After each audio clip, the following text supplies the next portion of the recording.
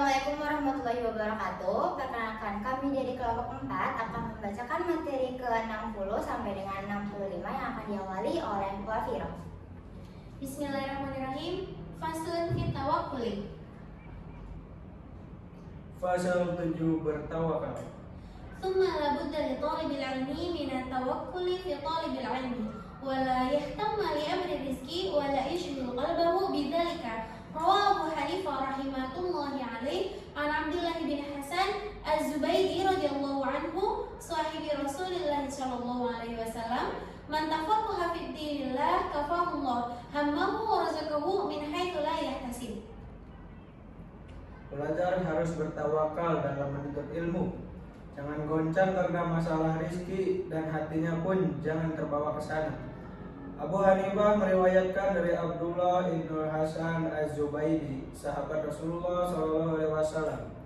Barang siapa mempelajari agama Allah, maka Allah akan mencukupi kebutuhannya dan memberinya rizki dari jalan yang tidak dikira sebelumnya. Fa'inna man ishtaghala qalbuhu bi amri rizqi min al-quti wal kiswati qallama yatafarragu li tahsili makarimil akhlaq wa ma'anil umur. Qila da'il makarima la tarhal liyughyatiha waqad fa innaka anta ta'imul kasi. Qala rajulun liman suril hallaji aw sini fa qala hiya nafsuka in lam yushghilha wa yasta'milha fa ghalatka. Karena orang yang hatinya telah terpengaruh urusan rezeki, baik makanan ataupun pakaian, maka jarang sekali yang dapat menghapus pengaruh tersebut untuk mencapai budi luhur dan perkara-perkara yang mulia. Syair menyebutkan, tinggalkan kemuliaan, jangan kau mencari, duduklah dengan tenang, kau akan disuapi dan dipakai. Yani, ada seorang lelaki berkata kepada Mansur Al-Halaj, berilah aku wasiat. Ia pun berkata, wasiatku adalah hawa nafsumu. Kalau tidak kau tundukkan, kaulah yang dikalahkan. فينبغي لكل أحد أن يشغل نفسه بأعمال الخير حتى لا يشتغل نفسه بهواها. Bagi setiap orang hendaknya membuat kesibukan dirinya dengan berbuat kebaikan dan jangan terpengaruh oleh bujukan hawa nafsunya. ولا يهتم العاقل لأمر الدنيا لأن الهم والحزن لا يرد المصيبة ولا ينفع بل يضر القلب والعقل والبدن ويخل بأعمال الخير ويهتم لأمر الآخرة لأنه ينفع.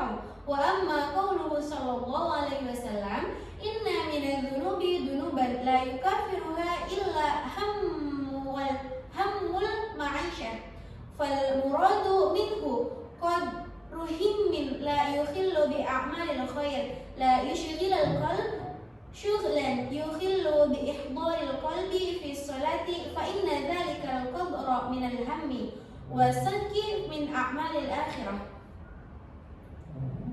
Bagi yang menggunakan akal, hendaknya jangan tergelisahkan oleh urusan dunia, karena merasa gelisah dan sedih di sini tidak akan bisa mengalahkan musibah, berguna pun tidak, malahan akan membahayakan hati, akal dan badan serta dapat merusak perbuatan-perbuatan yang baik. Tapi yang harus diperhatikan adalah urusan-urusan akhirat, sebab hanya urusan inilah yang akan membawa manfaat. Mengenai sabda Nabi SAW, sesungguhnya ada di antara dosa yang tidak akan bisa dilebur kecuali dengan cara memperhatikan maisha. Maksudnya adalah perhatian yang dalam batas-batas tidak merusak amal kebaikan dan tidak mempengaruhi konsentrasi dan khusyuk sewaktu sholat. Perhatian dan maksud dalam batas-batas tersebut adalah termasuk kebagusan sendiri. ولا بد لطالب العلم من تقليل العلائق الدنيوية بقدر الوسع ولهذا اختار الغربة. Seorang belajar tidak boleh tidak dengan sekuat tenaga yang ada menyedikitkan kesibukan duniawinya, dan karena itulah maka banyak pelajar yang lebih suka belajar di rantau orang. ولا بد من تحمل النصاب المشقة في سفر التعلم كما قال عقد التعلم، ولم ينقل عنه ذلك في غيره من الأسفار. قوله تعالى: لقد لقينا من سفرنا هذا نصبا، ليعلم أن سفر التعلم لا يخلو من التعب، لأن طلب العلم أمر عظيم، وهو أفضل من الجهاد عند أكثر العلماء، والأجر على قدر التعب والنسب. Juga harus sanggup hidup susah dan sulit di waktu kepergiannya menuntut ilmu. Sebagaimana Nabi Musa alaihissalam waktu pergi belajar pernah berkata, "Benar-benar kuhadapi kesulitan dalam kelanaku ini." Padahal selain kepergiannya tersebut tiada pernah ia katakan yang seperti itu. Hendaknya pula menyadari bahwa perjalanan menuntut itu tidak akan lepas dari kesusahan. Yang demikian itu karena belajar adalah salah satu perbuatan yang menurut sebagian besar ulama lebih mulia daripada berperang. Besar kecil pahala adalah berbanding seberapa besar letih dan kesusahan dalam usahanya. فمن صبر على ذلك وجدالة تفوق سائر لذات الدنيا. ولهذا كان محمد بن الحسن إذا سهر ليالي وانحلت له المشكلات يقول: أين أبناء الملوك من هذه اللذات؟ Siapa bersabar dalam menghadapi segala kesulitan di atas, maka akan mendapat kelezatan ilmu yang melebihi segala kelezatan yang ada di dunia. Hal ini terbukti dengan ucapan Muhammad Ibnul Hasan setelah tidak tidur bermalam-malam, lalu terpecahkan segala kesulitan yang dihadapinya. Sebagai berikut: di manakah letak kelezatan putra-putra raja bila dibandingkan dengan kelezatan yang saya alami? وينبغي لطالب العلم أن لا يشتغل بشيء آخر غير العلم ولا يعرض عن الفقه. قال محمد بن حسن رحمه الله تعالى: إن صناعتنا هذه من المهد إلى اللحد، فمن أراد أن يترك علمنا هذا ساعة فليتركه الساعة. Hendaknya pula pelajar tidak terlena dengan segala apapun selain ilmu pengetahuan dan tidak berpaling dari fikih. Muhammad berkata, sesungguhnya perbuatan seperti ini dilakukan sejak masih di buayan hingga masuk liang kubur. Barang siapa meninggalkan ilmu kami ini sesaat saja, akan habislah hidupnya. ودخل فقير على أبي يوسف يعوده في مرض موته وهو يجود بنفسه، فقال أبو يوسف له: رمي الجمال راكبا أفضل أم رجلا؟ فلم يعرف الجواب فأجاب بنفسه. Ada seorang ahli fikih yaitu Ibrahim Ibnul Jarrah. Ia sempat menjenguk Abu Yusuf yang tengah sakit keras, hampir wafat.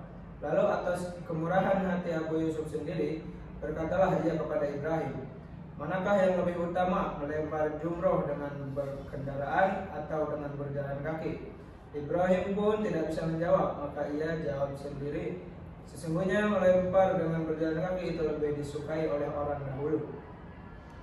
وهو أن رمي ماشيا أحب في الأولين، وهكذا ينبغي لفقيه أن يشتغل به في جميع أوقاته، فحينئذ يجد لذة عظيمة في ذلك.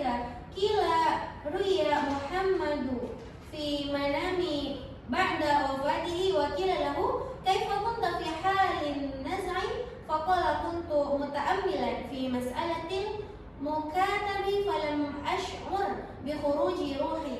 وقيل أنه قال في آخر عمره: شغلتني مسائل المكاتب عن الاستعداد لهذا اليوم، وإنما قال ذلك تواضعا. Demikian pula hendaknya sebagai ahli fikih kapan saja selalu fokus dengan fikih.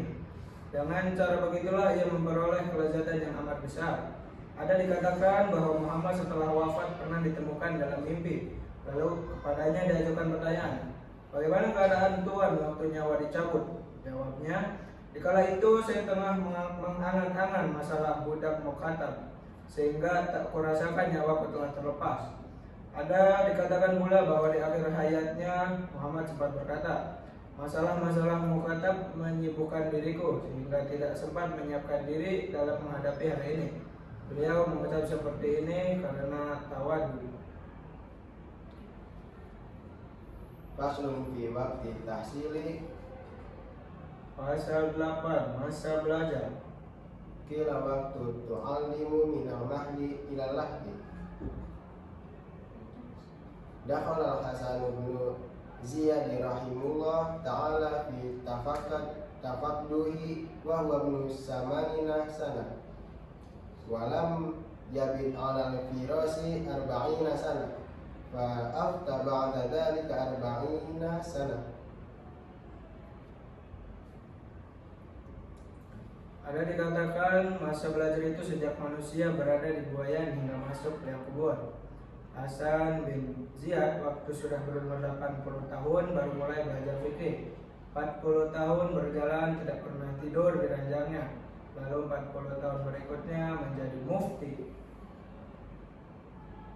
Wa afdalul awqati sarafus sababi wa waqtu sahari wa ma baina isa'aini wa yanbaghi li talibil ilmi an yastaghriqa jami'a awqati fa idza mala min ilmi yastaghilu bi ilmin akhiri. Wa kana ibnu Abbas radhiyallahu ta'ala anhu ma idza mala min ilmi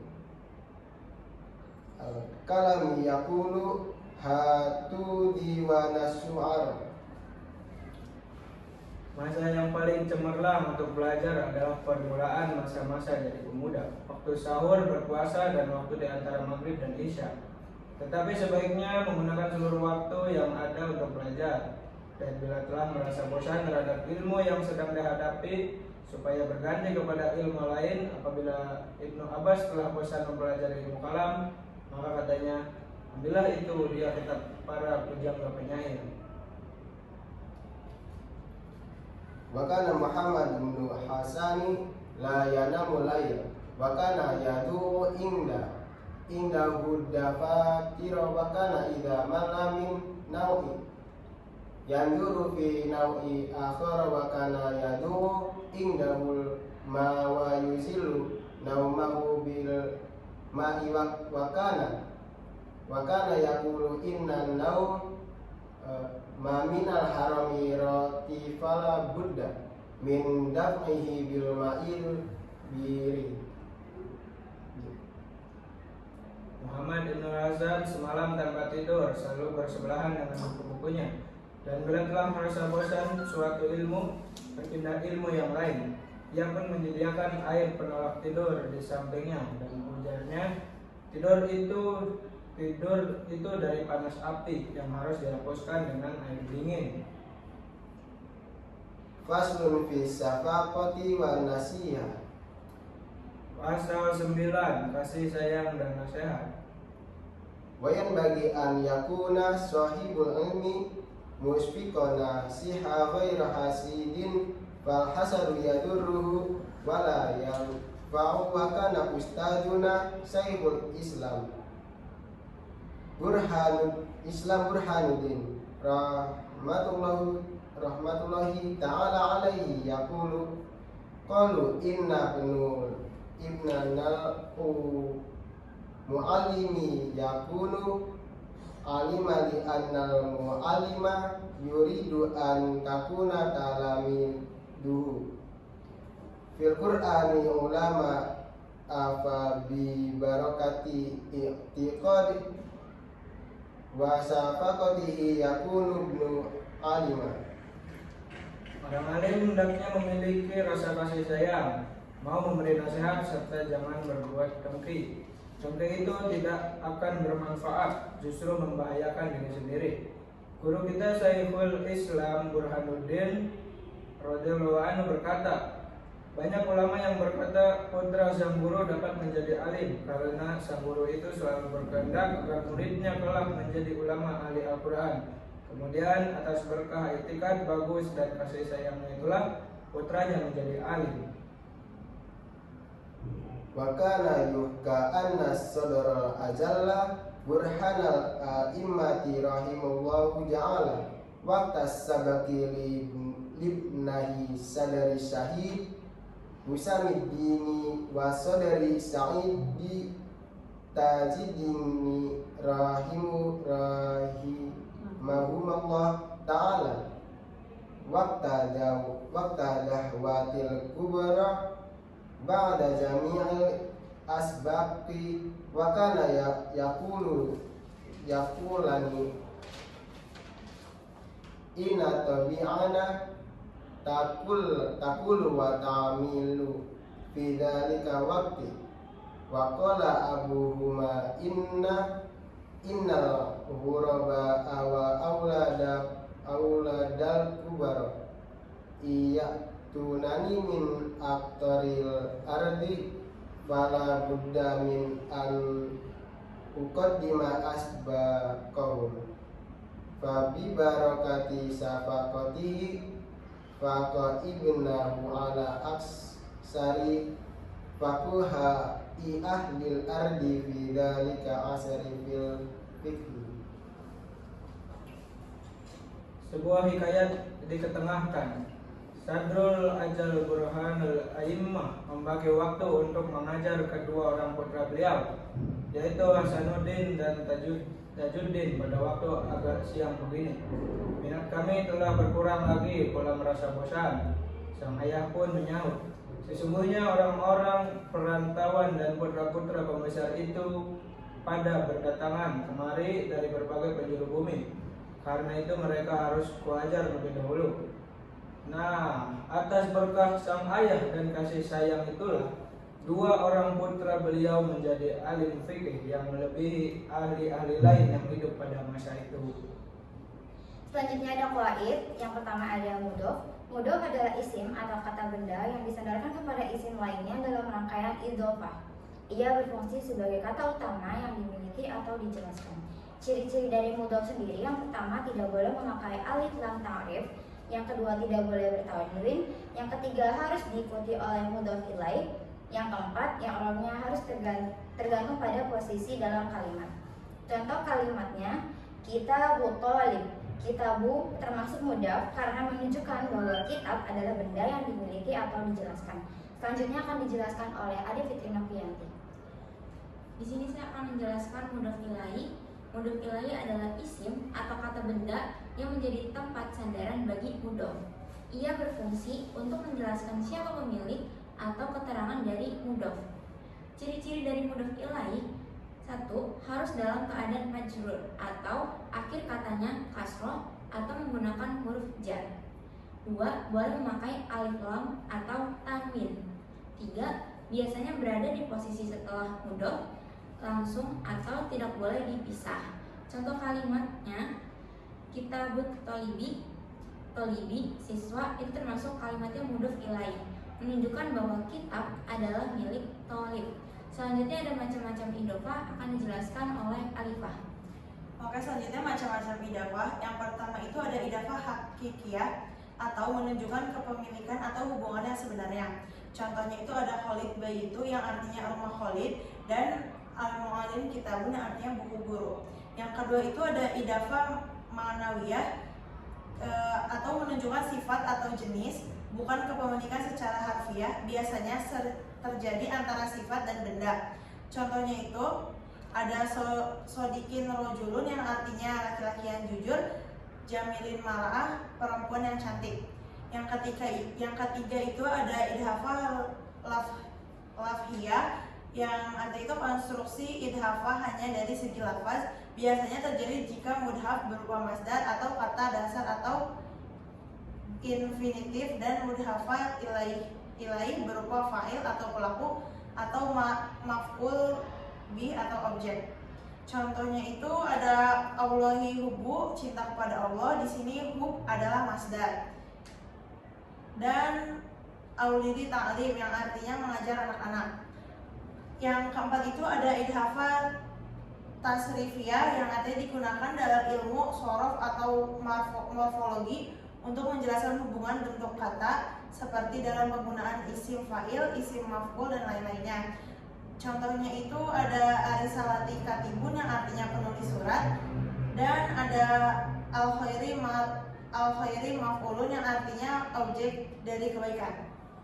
Cukup sekian materi yang bisa kami sampaikan, kurang lebihnya mohon maaf. Wabillahi taufiq wal hidayah. Wassalamualaikum warahmatullahi wabarakatuh. Waalaikumsalam. Wassalamualaikum warahmatullahi wabarakatuh. Dadah.